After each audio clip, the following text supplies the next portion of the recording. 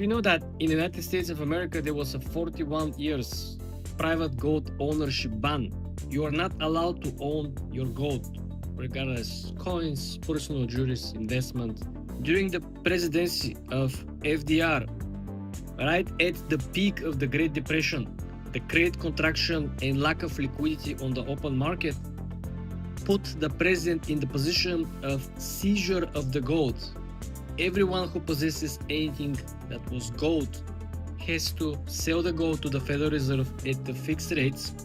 In this way, he will fund the New Deal, which pumped new money into the economy and forced people to spend the money to increase the liquidity, because back then, at the peak of the Great Depression, no one was spending any money. Not only people didn't have enough, but people who had some, they were afraid that they will not be able to earn any single dollar in the future, because during the peak of the Great Depression, there was no real way out of the situation. No one, even on the political side, was not capable to predict something else to be fixed in a very short manner. This is why people were hoarding the gold. They were hoping and they were hedging against even worsening the situation. Very important is that during the President Gerald Ford, he actually removed the restrictions and made it again legal for people to own gold. Very interesting. Later, in the historical sense, when the gold was depegged from the gold standard during the Bretton Woods meeting, a lot of people expected the gold price to actually see a major decline. Why? Because if the gold was not backed by actual fiat currency back then, a lot of people were expecting that the value of the gold will not be as substantial and it will not remain high, or it will not increase. What actually happened was that once when the gold was freely available for trading, people were buying even more. This actually pumped the prices. This also increased the government ownership in gold. Other countries who were, most of which poor, realized that their currency, their fiat currency, will most likely suffer from the dollar becoming a global currency of acceptance, which meant that they understand that there is nothing equal anymore. If prior gold backed with dollar and other currencies being in some shape or form backed with gold makes them in some way equal and preventing them in some way from deflation or making their currency worth less, this was no longer the case, because the gold was depegged, the gold was a free asset traded on the open market, and then every currency should have built the trust on its own.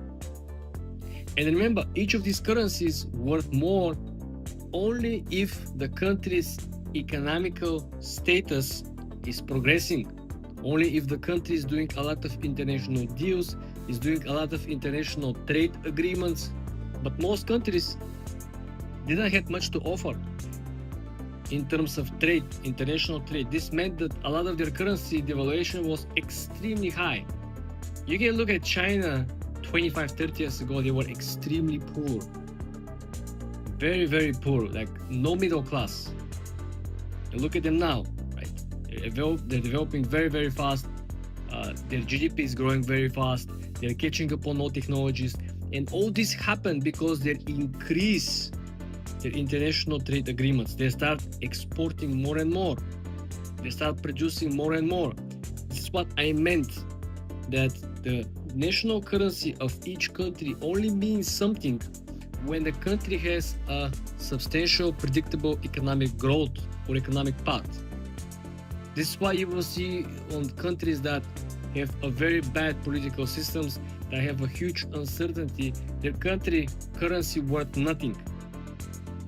This is probably the easiest way for you to evaluate a particular country. If you want to move into this country, probably you like the country, but you know nothing about the politics or the economic stance of the country. Just look at the currencies over time. Just look at the performance or the currencies over 3 years, 5 years period, 10 years period. If we assume that every campaign or every mandate of the political figures is 4 to 5 years. Just look at what is the trend. What was the trend for the last two different presidents?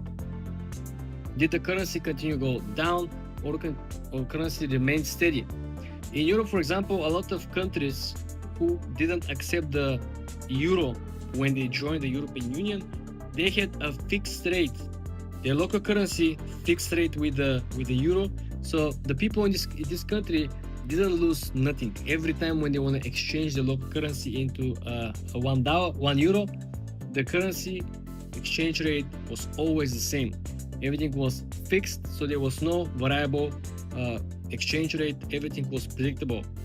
This meant all of these countries can continue using their local currency, and the local currency was valuable because they had a fixed exchange rate with the euros. So people who want to trade with this country, they were not afraid to take the local currency in exchange when they do imports or exports, because they always knew that if they want to exchange this local currency after the trade with euro, they have a fixed exchange rate, so they're not going to lose anything on the side.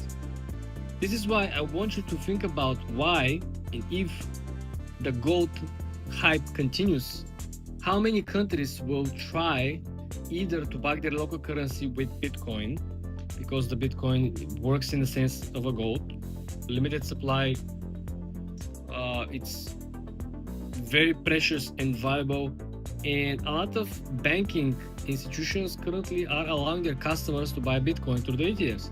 A lot of banks soon will allow people to borrow against their Bitcoin holdings. A lot of well-known companies currently are accepting Bitcoin as a payment method. We're talking about Ferrari. You can go and buy a car. You can buy an apartments or houses in Dubai or other places around the world who accept that. So effectively, you realize that more and more economy is moving away from the fiat currency towards something that is either gonna be some shape or form of a gold standard, Bitcoin standard, something that will be a complement to the normal fiat currencies, because inflation is always something that changes the mind of people using particular payment method. If we go back again and look at the Great Depression, the first thing that actually happened after the stock market crash was people saw lack of liquidity, no money left because everyone was doubled down on the markets, institutions, individuals.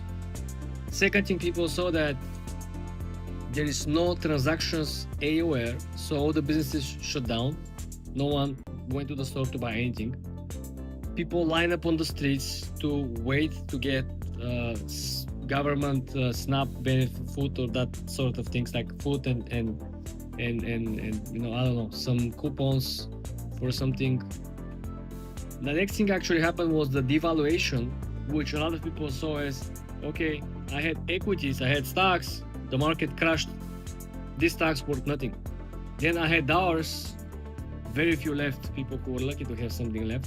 But then they saw that they cannot buy absolutely anything because there was a major devaluation, because everyone else now was actually trying to acquire gold in the sense of coins, jewelries, like things that were meant to be something else, not as an investment. Back then, gold was not investment.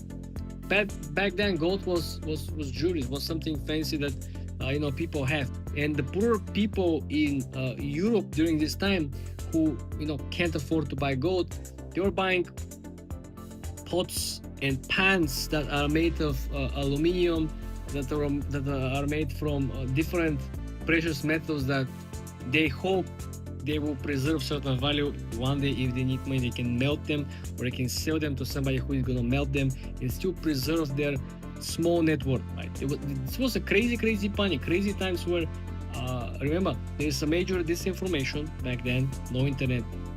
Even the radio was not widely popular. Not everyone has a radio, right? If you live in the remote area.